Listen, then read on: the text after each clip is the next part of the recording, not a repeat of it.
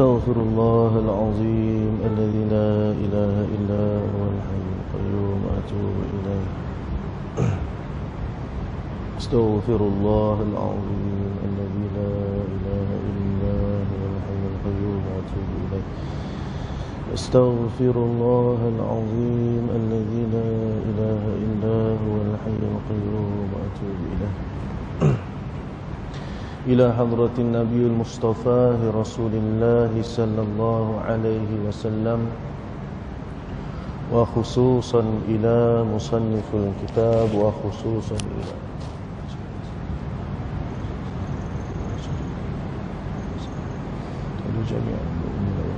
شيء لهم الفاتحة.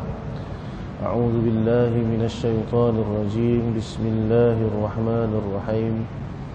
الحمد لله رب العالمين الرحمن الرحيم مالك يوم الدين إياك نعبد وإياك نستعين اهدنا الصراط المستقيم صراط الذين أنعمت عليهم غير المغضوب عليهم ولا الضالين آمين.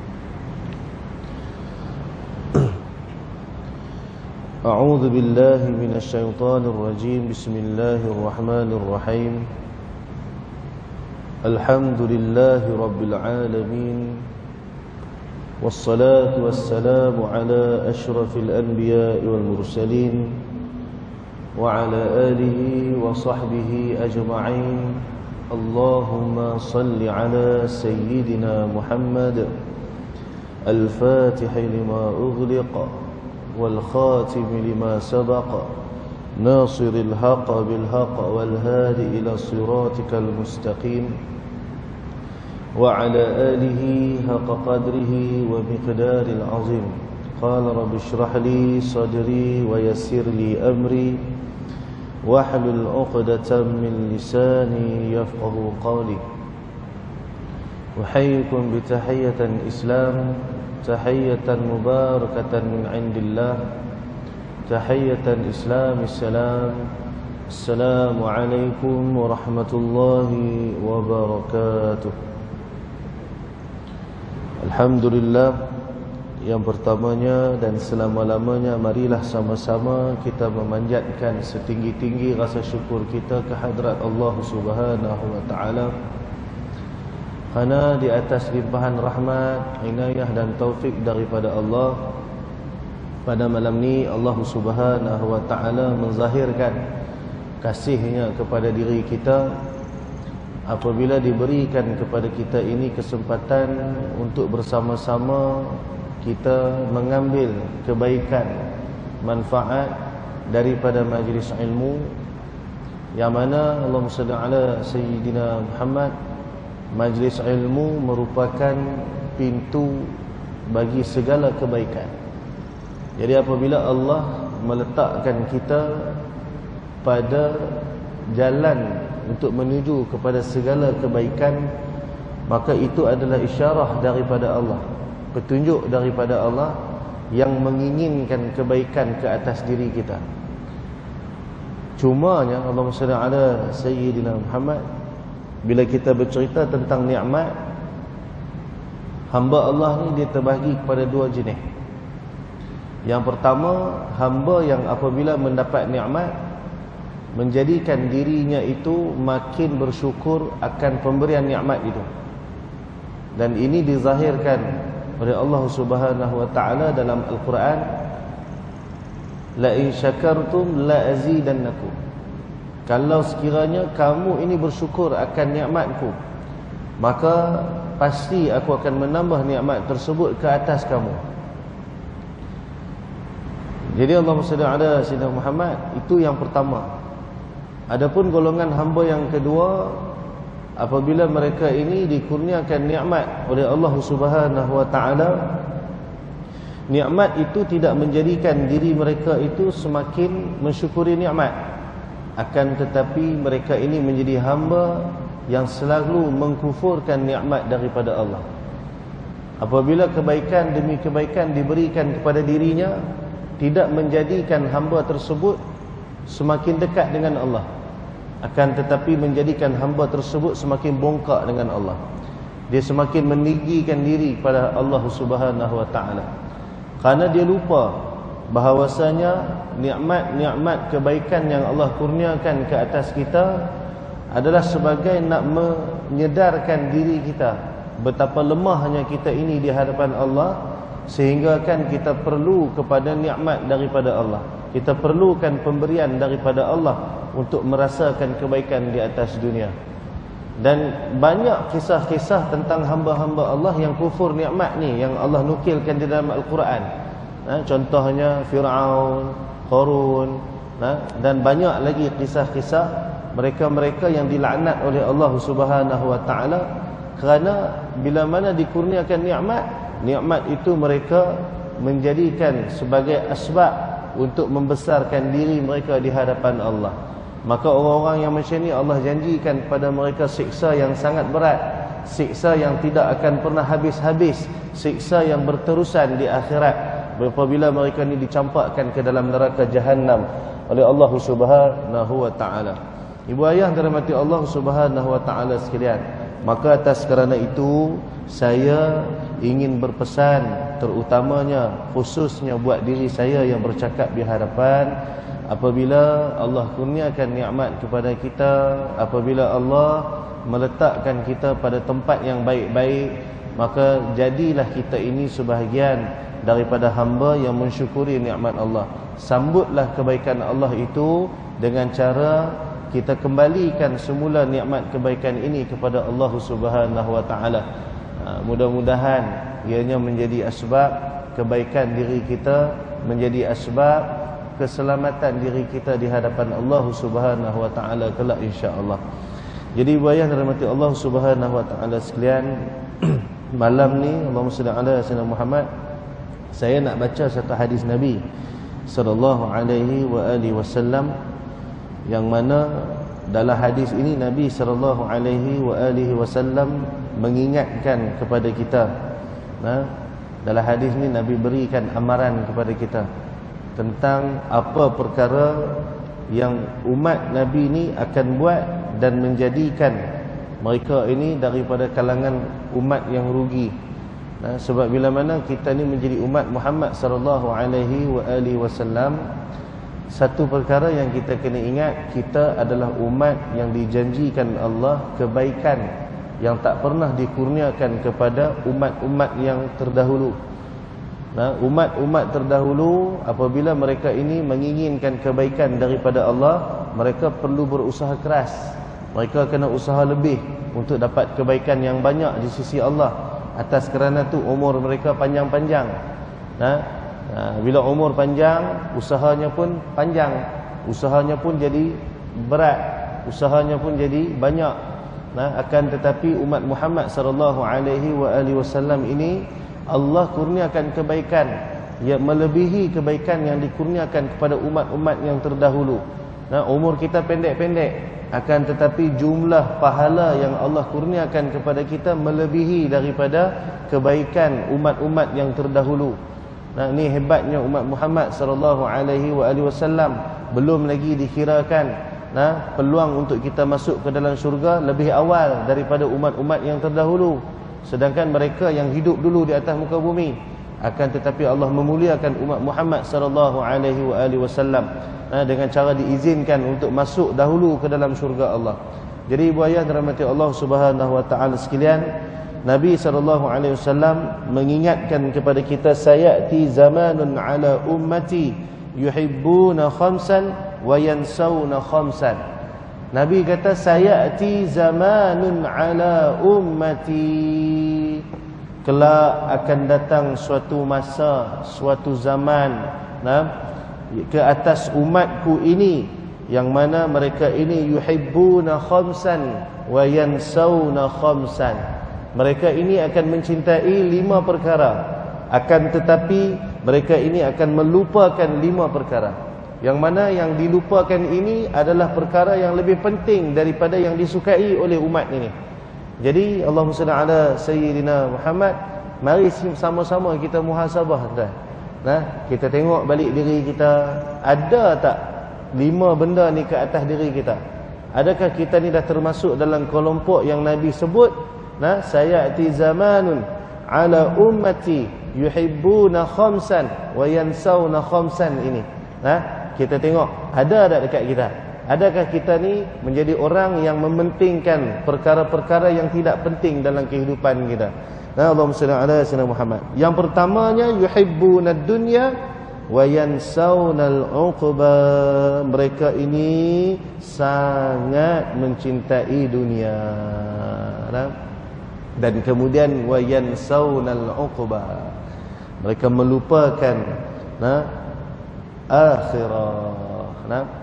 Mereka suka dunia, akan tetapi mereka melupakan akan akhirah. Dalam kehidupan umat yang Nabi sebut ini, zaman umat yang Nabi sebut ni, umat Nabi pada ketika zaman ini, Allahumma salli ala sayyidina Muhammad, lebih merisaukan hal-hal yang berkaitan dengan dunianya berbanding dengan hal-hal akhirah. Juga yang dirahmati Allah Subhanahu wa taala sekalian,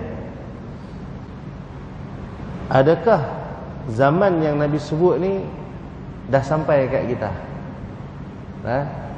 Apa tanda orang-orang yang lebih mementingkan dunianya daripada akhirat? Apabila dalam kehidupannya yang dikurniakan masa oleh Allah Subhanahu wa taala sama sahaja 24 jam. Masa yang ada pada kita hari ini adalah masa yang sama yang dikurniakan Allah ke atas Rasul dan para sahabat. Rasul dan para sahabat ni pun mendapat tempoh masa yang sama seperti mana kita hari ini. Kalau dulu 24 jam, hari ini pun 24 jam.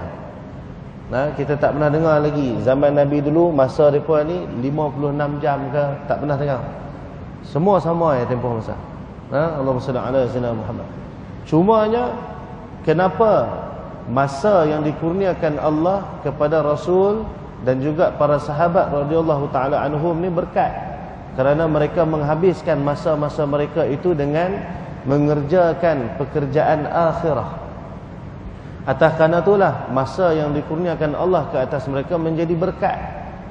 Maksud berkat ni kata ulama ziyadatul khair. Bila mana maksud berkat ni membawa maksud ziyadatul khair, iaitu bertambahnya kebaikan. Itu maksud berkat. Jadi kenapa hari ini masa kita rasa makin suntuk?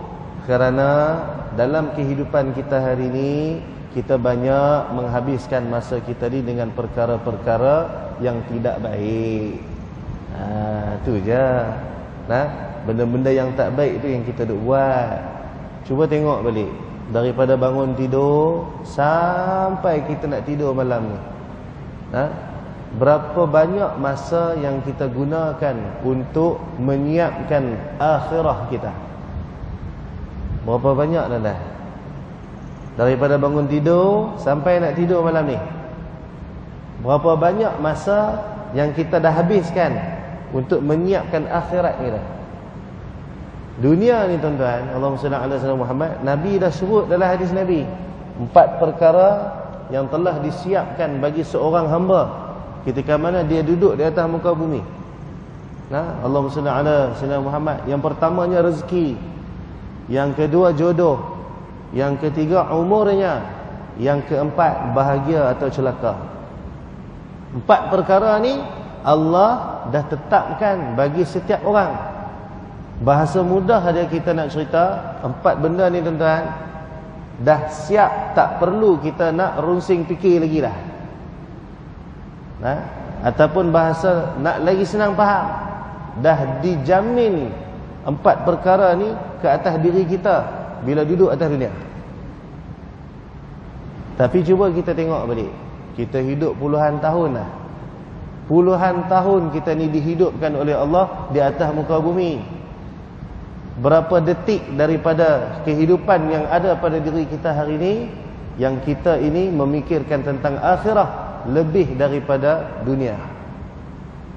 Perkara pertama yang merisaukan kita pada siang hari, bab rezeki. Pasal hari ini kalau kita tengok semua merungut, barang makin mahal, barang mahal, barang mahal. Baik, tuan-tuan. Benda barang mahal ni, harga barang naik ni, benda yang baru jadi hari ni ke dah jadi puluhan tahun dah?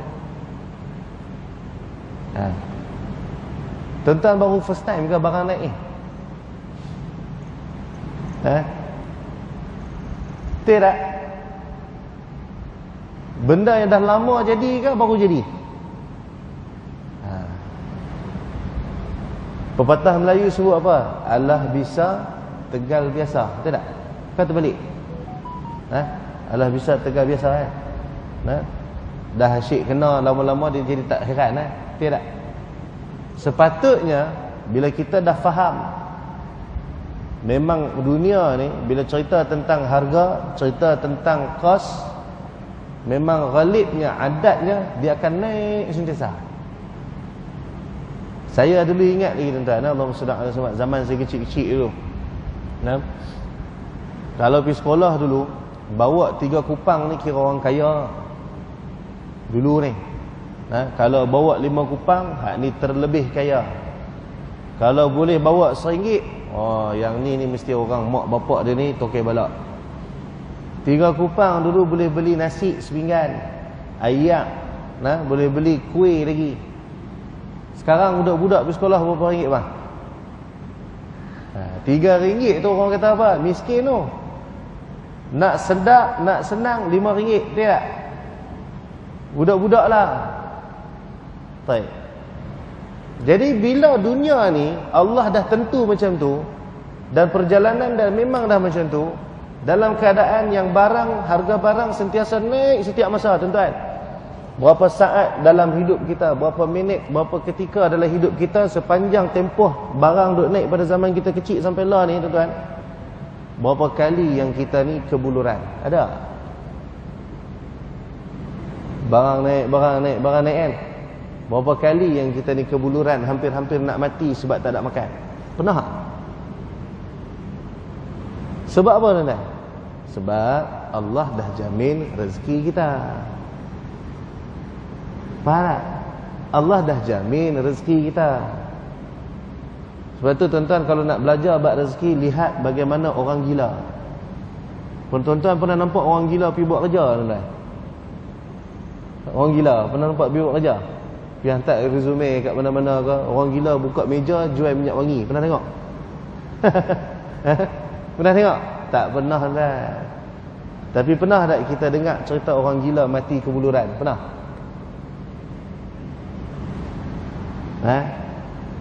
Pernah kita dengar orang gila hidup merempat? Pernah tak? Tak pernah kan? Yang merempat ni orang tak gila. Yang kebuluran ni orang tak gila. Orang gila ni, mereka ni tak pernah kita dengar merempat ke, kebuluran ke, tak pernah tak. Pasal apa? Sebab mereka ni orang-orang yang dijaga oleh Allah dan ditarik oleh akal mereka ni. Allah tarik. Bila akal tu Allah tarik, maka Allah kata apa? Bab rezeki hang aku jaga. Kita ni Allah bagi akal. Allah tak jaga ke rezeki kita? Allah jaga. Cumanya bila Allah bagi akal, akal ni kita gunakan untuk mengkufurkan nikmat Allah.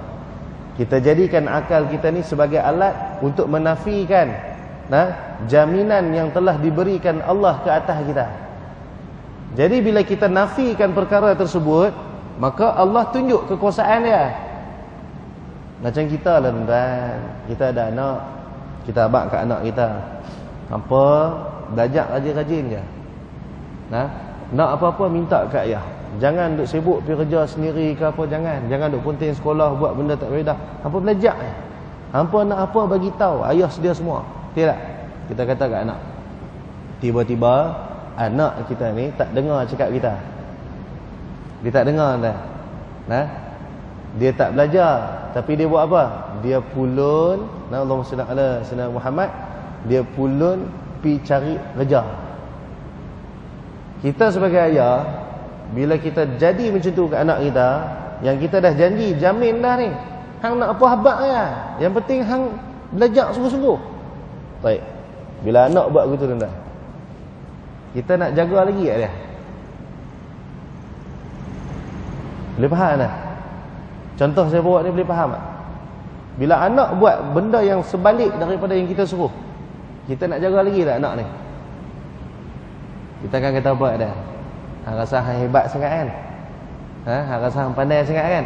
Hang buat ni. Hang jangan minta tolong aku. Hang minta tolong aku tak tolong lah.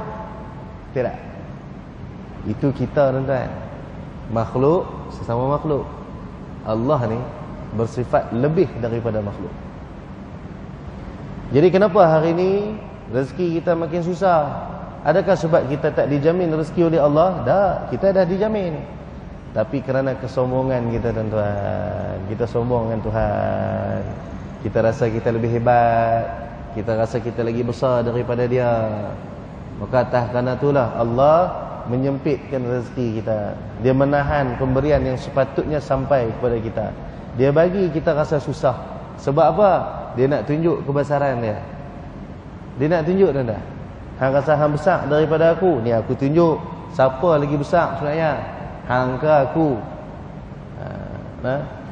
Jadi sebab tu bila kita tengok kita menjadi orang yang sentiasa merisaukan dunia lebih daripada akhirat, maka inilah bala yang Allah timpakan ke atas kita.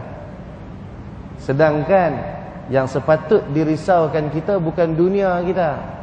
Kerana dunia pada satu ketika kita akan tinggal tuan-tuan. Tak ada satu manusia pun yang hari ini kita dengar tidak akan meninggalkan dunia. Tidak ada. Setiap daripada kita ni pasti meninggalkan dunia. Dan semua orang tahu perkara ni. Akan tetapi ketika mana kita tahu perkara ni, adakah kita yakin tentang hal ini? Satu ketika dulu kubur menjadi tempat peringatan yang sangat baik buat manusia. Akan tetapi hari ini kubur tidak lagi memberi apa-apa peringatan kepada kita. Kalau dulu kita lalu kubur kita ingat mati, sekarang kita tengok kubur kita tak berasa pun nak mati. Kita berasa nak hidup lagi lama. Kerana apa tuan-tuan? Sebab kita mula mementingkan dunia daripada akhirat. Itu ya jawapan dia. Jadi Nabi dah sebut, sayati zamanun ala ummati, akan datang masa ni. Ni zaman kita tuan-tuan. Zaman kita. Kita mementingkan dunia daripada akhirat. Kita menjadikan dunia ini sebagai priority, sebagai keutamaan.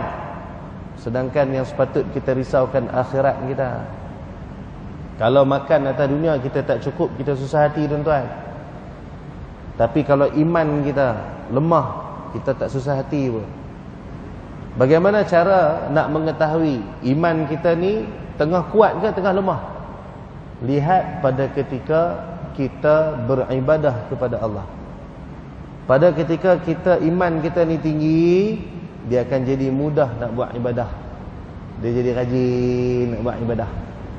Tapi pada ketika iman kita lemah, nak berzikir, subhanallah pun dia rasa berat. Jadi setiap kali kita rasa berat nak buat ibadah tuan-tuan, susah hati tak? Susah hati tak? Hari ni siapa dah baca Quran semuka? Susah hati tak baca Quran semuka?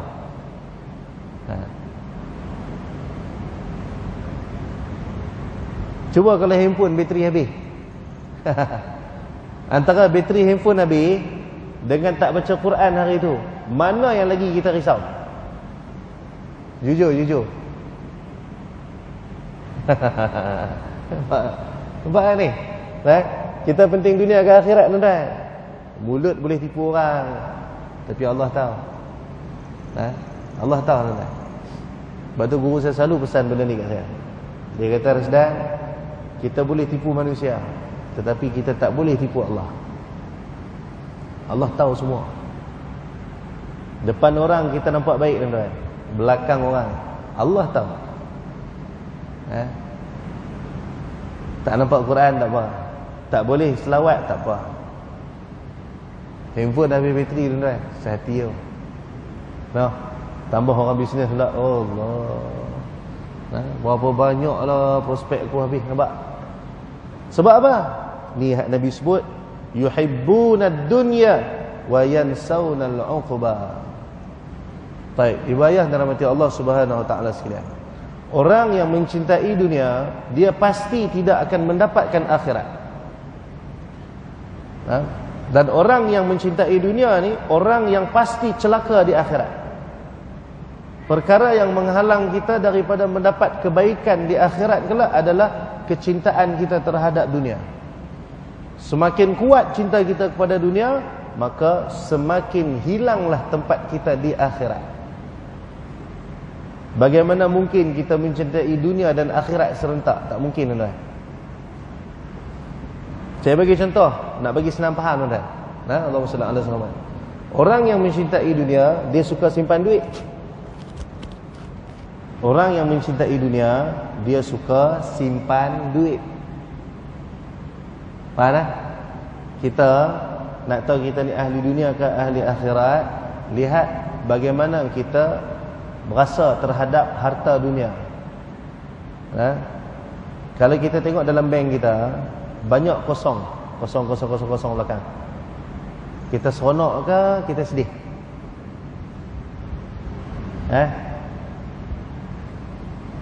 Faham ni?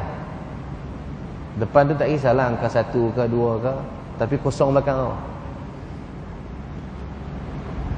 Tuan-tuan, kalau dalam akaun bank, tuan-tuan, ada 9 kosong. Seronok tak? Seronok ke sedih? Saya sedih, Ustaz. Membohong. Kita seronok dah. Kita seronok. Itulah tanda cinta dunia. Orang yang mencintai akhirat, dia tak suka ada kosong-kosong banyak. Dia biar kosong terus, tak apa. Seperti mana Rasulullah sallallahu alaihi wasallam, ni cerita dalam hadis, tuan-tuan. Kalau buka kitab Syama'il ada. Satu hari, Allahumma salli ala Muhammad, Nabi tengah semayang. Habis-habis semayang, tiba-tiba Nabi bangun dalam keadaan tergesa-gesa. Muka Nabi ni muka resah. Para sahabat heran sebab tak pernah Nabi bangun terus lepas semayang. Tak pernah. Nabi biasa habis semayang, Nabi akan duduk dekat tempat Nabi ni, wirid, zikir. Tiba-tiba hari itu Nabi kelang kabut bangun, Nabi keluar daripada masjid Nabi masuk rumah Nabi. Kemudian tak lama lepas tu Nabi, Allahumma salli ala Muhammad, keluar pada rumah. Tak lama lepas tu Nabi masuk balik dalam masjid. Pada ketika Nabi masuk semula dalam masjid, wajah Nabi tak macam tadi. Tadi muka susah hati ni, muka orang risau. Para sahabat dia dah risau dah. Dia risau. Apa benda ni? Tapi bila Nabi masuk balik dalam masjid, Nabi masuk dalam keadaan muka ceria. Nabi seronok, happy. Ya, sahabat pun tanya, ya Rasulullah, tadi kenapa ya Rasulullah? Kenapa tadi engkau keluar dalam keadaan muka yang susah hati? Kau tergesa-gesa keluar, kenapa ya Rasulullah? Kami tak pernah tengok benda ni. Maka jawab Nabi SAW, Nabi kata apa? Masa aku tengah sembahyang tadi, dia kata, tiba-tiba aku teringat dalam rumah aku ni ada 2 dinar. Tadi sebelum sembahyang tadi ada orang main hantar kat aku mah. Orang bagi dekat aku mah 2 dinar, tuan-tuan, bukan banyak pun. Ada riwayat sebut min darahim, maksudnya beberapa dirham. Baik. Jadi pendek kata sikit lah. Sikit ya, tak banyak pun. Orang main hantar kat Nabi. Lepas tu Nabi terlupa nak ambil barang tadi ni, duit tadi ni, Nabi terlupa nak ambil, pergi bagi dekat fakir miskin. Jadi bila semayang tadi, habis semayang, aku teringat benda ni. Bila aku teringat, tu yang aku kelang kabut pergi ambil. Aku pergi ambil, bagi. Bila aku dah bagi, baru aku terasa lapang hati aku. Sebab aku tak mau ada perkara yang menghalang akan pertemuan aku dengan Tuhanku, kata Nabi SAW. Tuan-tuan, itulah contoh orang yang tidak mencintai dunia. Nabi hanya mengambil dunia sekadar yang Nabi nak guna. Selebihnya Nabi simpan tak ada. Sebab Nabi khawatir dengan simpan tadi ni menjadikan nak jumpa dengan Allah jadi lambat. Faham tak? Bukan salah simpan dunia, tak salah. Mencintai dunia, itu yang salah. Faham tak? Jadi kalau dah tahu kita ni memang jenis, bila dunia ada dekat kita, kita akan sayang kat dia. Maka jangan pegang simpan dia. Ambil yang nak guna sudah. Tapi sanggup tak kita nak buat, tuan-tuan? Tak sanggup. Pasal apa tak sanggup? Sebab ni zaman Nabi sebut. Nah, tuan-tuan, zaman Allah ni zaman perlu banyak mujahadah. Kita kena mujahadah sungguh. Kalau tak, kat mana esok kita, tuan-tuan? Hari ni tuan-tuan boleh gelak kat saya. Tuan-tuan boleh kata ustaz dah sembang, boleh lah. Nah, kita serupa ya kita. Baik, Allahumma salli ala Muhammad. Tuan-tuan, kita boleh kata ke orang hari ni, tapi esok bila sampai depan Tuhan kita akan menyesal. Pasal apa? Atas dunia kita habiskan masa fikir pasal orang. Ni bukan zaman fikir pasal orang dah, ni zaman fikir pasal kita dah. Agak-agak esok aku ni macam mana esok depan Tuhan. Kena fikir macam tu dah. Nah, kita buat sama-sama lah tuan-tuan. Nah, saya pun masih lagi belajar nak buang dunia daripada hati. Nah, kita buat sama-sama tuan-tuan, supaya kita ni tak masuk dalam kelompok yang Nabi sebut ni. Dia pentingkan perkara yang tak penting. Nah, baik, itu yang pertama. Yang kedua, wa yuhibbunad dura wa yansawnal qubur. Mereka ini sangat mencintai akan rumah-rumah, akan sangat mencintai akan tempat tinggal, akan tetapi wa yansawnal qubur. Mereka ini melupakan kubur mereka. Allahu Rabbi. Tuan-tuan, rumah kita kecil, rumah kita tak lawa. Apa kita buat tuan-tuan? Kita usaha buat bagi lawa. Tidak? Orang perempuan dapat rumah kecil, rasa nak bagi besar tak? Ustaz, dapat besar senang nak masak. Lalas kali dah buat dapat besar, masak tak? Order food panda juga. Tidak? Orang lelaki-lelaki ruang tamu buat bagi lawa. TV kecil Ustaz, besar senang nak dengar kuliah. Dah pasang TV besar, dengar kuliah tak? Tengok bola Tidak? Kalau kita balik rumah, tengok rumah kita tak cantik, rumah jiran kita cantik, kita susah hati tuan-tuan. Kita berasa tak senang duduk. Kita lupa untuk menyiapkan kubur kita, tempat tinggal kita yang selama-lamanya tuan-tuan. Faham tak? Kubur kita lupa tuan-tuan. Ni Nabi sebut bukan saya sebut, saya baca balik apa Nabi sebut Jadi bayang rahmati Allah Subhanahu Wa Taala sekalian. Salah ke? Salah ke buat rumah? Tak salah. Tapi macam saya sebut tadi lah, salah bila kita mula mencintainya. Tuan-tuan nak buat rumah besar, buatlah, tak ada masalah, asalkan guna. Tapi cuba tanya balik diri kita, buat rumah besar-besar, akhirnya bila dah tua, tinggal kita dengan isteri kita, anak-anak semua pakai duduk rumah masing-masing lah. Dulu buat rumah besar pasal apa? Senang nak bagi anak-anak duduk, tidak? Akhirnya bila rumah dah besar, anak-anak pun dah besar, anak-anak duduk dengan kita ke macam mana? Akhirnya sia-sia dah tuan-tuan. Benda yang kita rancang jadi ya. Dia faham ni? Tu tak kira lagi yang beli rumah sampai 5-6 biji, nak buat apa tuan-tuan? 5-6 biji beli rumah nak buat apa? Faham tak? Allahumma salli ala Muhammad. Baik, itu yang kedua. Yang ketiga, wa yuhibbunal mal wa yansawnal hisab. Nabi SAW bagi tahu yang ketiga ini, mereka sangat mencintai akan harta benda. Wa yansawnal hisab, dan mereka melupakan akan hisab. Baik, kita kumpul harta. Tuan-tuan, sepanjang kita duk kumpul harta ni, kita ingat tak setiap harta kita ni akan dipertanggungjawabkan oleh Allah terhadap kita? Tuan-tuan ingat tu, Tuhan tak kira lah. Tuan-tuan dapat gaji sebulan 3,000, tidak? 10 tahun kerja, tidak? 33,000 kali dengan 10 tahun kerja. Banyak tak? Banyak kan? Baik, Allahumma salli ala Muhammad. Daripada jumlah duit gaji yang Allah bagi dekat kita sepanjang 10 tahun ni, berapa banyak yang habis untuk nafsu kita? Berapa banyak yang habis untuk agama dia? Tentu ingat Allah tak kira.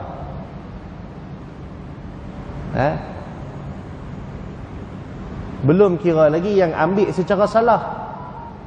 Dulu tipu claim. Tidak? Ingat Tuhan lupa, tuan-tuan. Kita lupa, Allah tak pernah lupa. Kita kumpul harta, hari ni orang dah tak fikir halal haram, tuan-tuan. Asal barang boleh jadi duit, dia kata. Tidak? Janji dapat duit sudah. Dia dah tak kira dah halal haram. Hari ni berapa ramai orang main forex, tuan-tuan. Bukan orang biasa-biasa, ustaz-ustaz pun ramai main. Minta maaf, tuan-tuan. Cerita bab duit ni bahaya. Lepas tu saya selalu ingatkan diri saya. Orang offer saya banyak, tuan-tuan. Offer saya buat main forex. Dia pun ajak, dia kata, ustaz keluar modal. Ustaz kan ada sekolah, dia kata. Ustaz perlu dana. Orang offer saya buat korban luar negara. Saya cukup tak setuju korban luar negara, tuan. Orang miskin kat Malaysia pun berlambak lagi susah. Yang nak pergi bela orang Johor siapa? Nabi ajak jaga hak dekat. Pasal apa? Murah, Ustaz. Tuan-tuan tak kena bohong tu, minta maaf cakap, tuan. Tuan-tuan kena bohong, Ada satu syarikat ni, kutipan korban dia, kalau saya sebut tuan-tuan semua kenal. Saya tahu pasal saya kawan dengan dia. Kutipan korban dia dapat lebih daripada 10,000 bahagian. Dia tukar kereta macam tukar baju, tuan-tuan.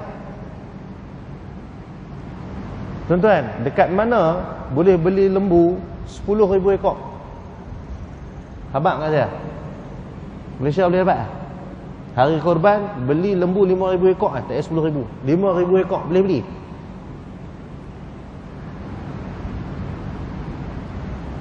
Faham? Faham ni?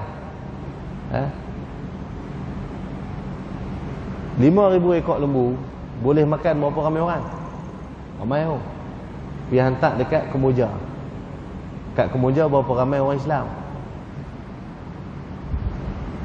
Tapi masalah orang kita ni tak mau fikir.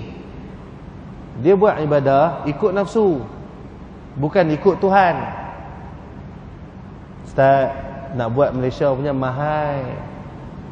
Terang-terang dah Allah sebut dalam Quran. 1 balas 700. Nak takut apa keluar banyak?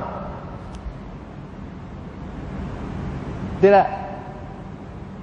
Nak buat tapi tak percaya, tak payah buat. Bukan susah pun. Tuan-tuan kalau tak percaya, jangan buat. Tidak. Tapi sebab nafsu. Nafsu ni pandai tipu kita. Dia buat kita duduk dalam dosa, tapi rasa macam buat pahala. Orang mengumpat kita, kita mengumpat balik tak? Mengumpat balik kan? Mengumpat kan? Sebab apa? Ustaz, dia kata kat saya dulu, saya bukan nak kata kat dia, tapi saya nak habaq perangai dia. Sama, mengumpat dah. Faham tak? Rasa berdosa? Tak, dosa apa? Saya cerita untuk kebaikan, padahal cerita penuh dengan rasa marah. Dia faham ni? Pandai nafsu tipu? Pandai tu. Duk kena tipu ke tu? Berapa puluh tahun dah hidup, tuan? Daripada kecil sampai ke besar, duk kena bohong tu. Jadi kita baca hadis ni, tuan-tuan. Jangan kita ni terus tertipu dengan nafsu kita. Lihat tu. Nabi dah sebut dah ni. Tinggal kita nak ikut macam Nabi kata ke, ataupun terus nak lawan Nabi. Kalau terus nak lawan Nabi, silakan. Jangan ikut apa yang Nabi pesan. Jangan pegang apa Nabi pesan. Hak kuliah malam ni pun jangan ingat langsung, lupakan terus. Faham tak? Kalau nak selamat tuan-tuan, nak Nabi syafaatkan kita, lawanlah nafsu kita tuan-tuan. Peganglah apa yang Nabi sebut ni. Usahalah untuk sampai kepada tahap ni. Tuan-tuan, nak usaha memang susah, tapi tak mustahil, betul tak? Kan? Usaha susah, tapi mustahil tak? Tak mustahil. Allah bagi pada mereka yang sungguh-sungguh berkehendak. Baik, itu yang ketiga. Yang keempat, wa yuhibbunal 'iyal wa yansawnal hur. Mereka ini suka kepada al-'iyal ni, Allahumma salli ala sayyidina Muhammad, isteri mereka. Isteri mereka, isteri kita lah.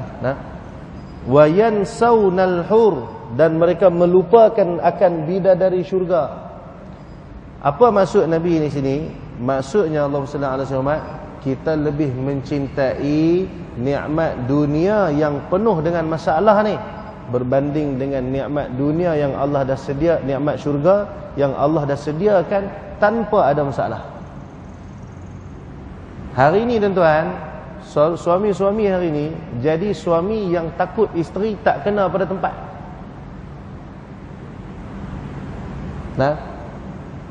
Punya takut dengan isteri ni, isteri dia buat dosa pun dia tak berani nak tegur. Dekat rumah muka macam mak lampir. Dekat keluar muka, dekat bila dia keluar, muka dia macam bidadari. Dosa ke tak dosa tuan-tuan? Dosa tak? Nak keluar rumah orang perempuan, tudung ni janganlah duk pergi pegang. Betul tak? Takut berodot deh.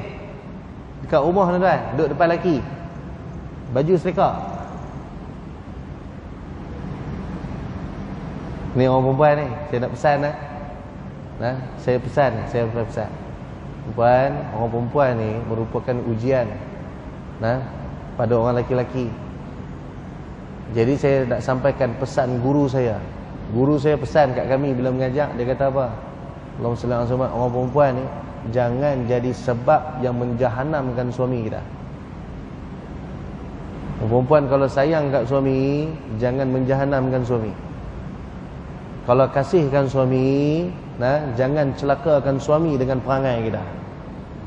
Orang perempuan faham ni? Orang perempuan dia tak macam orang lelaki-lelaki. Orang lelaki-lelaki dia buat dosa, dosa dia tanggung sendiri. Orang perempuan tak, bila dia buat dosa, dia dosa, laki dia pun berdosa. Dia kena seksa, laki dia pun kena seksa. Faham ni? Baik, Allahumma salli ala sayyidina Muhammad. Itu yang keempat. Yang kelima, wa yuhibbun nafsa wa yansawnallah.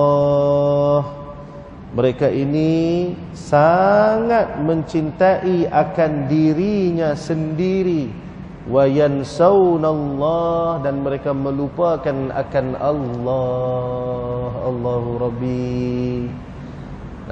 Umat yang Nabi sebut ni umat yang mencintai dirinya lebih daripada Allah. Inilah sebesar-besar kesyirikan kita terhadap Allah. Apabila kita lebih mengutamakan diri kita daripada Allah. Dan Allah ajarkan kepada kita untuk patuh pada syariat. Kita langgar syariat tak? Kita tahu dosa, Allah kata ni dosa, kita buat tak tuan-tuan? Pasal apa kita buat? Cuba kita buat. Pasal kita lagi sayang diri kita daripada Allah. Betul tak? Kita lagi suka puaskan diri kita daripada memuaskan Allah.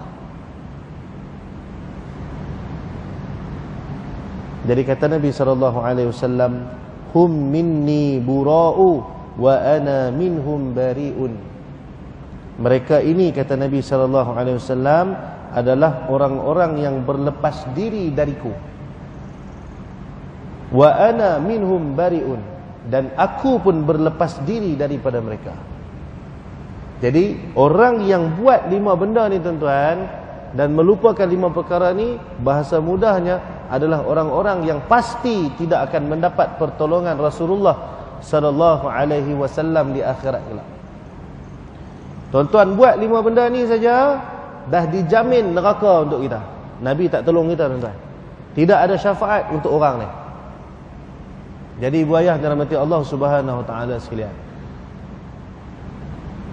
adakah kita hari ini masih lagi nak menjadi orang-orang yang nak dilepaskan pertanggungjawaban diri kita ni di hadapan Rasulullah?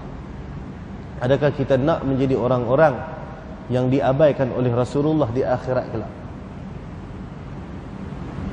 Jadi kalau kita ni nak jadi orang yang sangat-sangat mengharapkan akan syafaat Nabi, maka berusahalah untuk mengubah apa yang tak betul pada diri kita kepada perkara yang betul. Nak masuk syurga, tuan-tuan, dia bukan senang. Baca sirah, tuan-tuan. Sirah Nabi tunjuk nak dapat bahagia di akhirat ni, dia kena jalan susah. Selagi mana tuan-tuan hidup atas dunia tak rasa susah dengan agama, maka jalan yang tuan-tuan lalu tu tak betul lagi. Selagi mana tuan-tuan tak rasa susah, tuan-tuan tak rasa sorang-sorang, tuan-tuan tak rasa keseorangan, tuan-tuan tak rasa dipulaukan, tak rasa diabaikan, selagi tuan-tuan tak rasa benda tu, selagi tu jalan yang tuan-tuan lalu tak betul. Sebab setiap orang yang melalui jalan nak menuju pada Allah, dia pasti keseorangan. Sebab sifat Allah yang maha cemburu. Allah tak mau ada apa mana-mana makhluk yang merosakkan cinta hamba dia ni. Dan setelah kita mendapat cinta itu, maka barulah dihadirkan orang-orang yang bersama-sama mencari cinta Allah dalam kehidupan kita. Kena lepas yang dulu. Dia kena sabar sampai satu tahap dia lepas aja limit tu, barulah Allah hantarkan kepadanya nikmat demi nikmat, kebaikan demi kebaikan. Sebab apa? Sebab masa tu Allah tahu dah, dengan segala kebaikan yang Allah bagi pada masa tu, takkan menjadikan hamba ni berpaling daripada dia.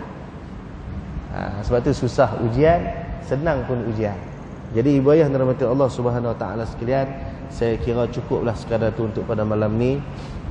Mudah-mudahan sedikit perkongsian daripada saya yang tak seberapa ni memberi manfaat buat diri kita, menjadi asbab untuk kita ini mendapat limpahan rahmat daripada Allah. Teruslah kita ni mengharapkan pertolongan daripada Allah. Mudah-mudahan Allah selamatkan kita daripada kemurkaannya di akhirat nanti. Kita ni tak baik, tuan-tuan. Amalan kita pun tak banyak tara mana. Tambah-tambah pula masa kita semakin singkat. Umur kita bukannya semakin panjang, semakin pendek. Nak mati bila pun kita tak tahu. Jadi bila kita tak tahu bila nak mati, tuan-tuan, maka buatlah cara orang yang tak tahu. Mulai hari ni, tuan-tuan, kita ubah diri kita. Mudah-mudahan Allah sudi limpahkan rahmat buat diri kita. Dan akhirnya sebelum saya tangguh, saya seperti biasa, saya nak minta tuan-tuan, ibu ayah sekalian, tolong doakan saya, keluarga saya, seterusnya madrasah saya, dan juga mereka-mereka yang bersama-sama dengan saya dalam menguruskan madrasah saya ni, agar kami ni sentiasa dalam limpahan rahmat Allah. Agar kami ini sentiasa dijaga oleh Allah Subhanahu wa taala untuk beramal semata-mata hanya kerana dia. Sebab saya takut, tuan-tuan, bila duduk dalam jalan ni, takut kena tipu dengan iblis, takut kena tipu dengan nafsu. Macam saya kata tadi lah, nafsu ni bijak, syaitan lagi bijak. Saya takut, saya rasa saya betul dah, tapi rupa-rupanya salah. Maka atas kerana tu, tuan-tuan, tolong doakan saya. Tolong doakan supaya Allah rahmatkan kami. Mudah-mudahan tuan-tuan yang mendoakan saya, keluarga saya, madrasah saya, dan juga sahabat-sahabat saya yang membantu saya menguruskan madrasah ni, tuan-tuan pun dapat kebaikan yang sama juga, insya-Allah. Boleh dah? Insya-Allah, mudah-mudahan. Jadi saya kira cukup sekadar tu. Yang baik datang pada Allah Subhanahu wa taala, yang buruk datang daripada kelemahan diri saya sendiri. Hakikatnya kedua-duanya datang kepada Allah Subhanahu wa taala. Wallahu subhanahu wa ta'ala alam. Al-Fatihah. A'udzu billahi minasyaitonir rajim. Bismillahirrahmanirrahim. Alhamdulillahi rabbil alamin. Rahmanir rahim. Maliki yaumiddin. إياك نعبد وإياك نستعين اهدنا الصراط المستقيم صراط الذين أنعمت عليهم غير المغضوب عليهم ولا الضالين آمين. أعوذ بالله من الشيطان الرجيم. بسم الله الرحمن الرحيم. اللهم نور قلوبنا بنور هدايتك اللهم نور قلوبنا بنور هدايتك اللهم نور قلوبنا بنور هدايتك كما نورت الأرض بنور شمسك أبدا أبدا برحمتك يا أرحم الراحمين. صلى الله على سيدنا محمد. الحمد لله رب العالمين. سبحانك اللهم وبحمدك أشهد أن لا إله إلا أنت أستغفرك وأتوب إليك. والعصر إن الإنسان لفي خسر إلا الذين آمنوا وعملوا الصالحات وتواصوا بالحق وتواصوا بالصبر. السلام عليكم ورحمة الله وبركاته.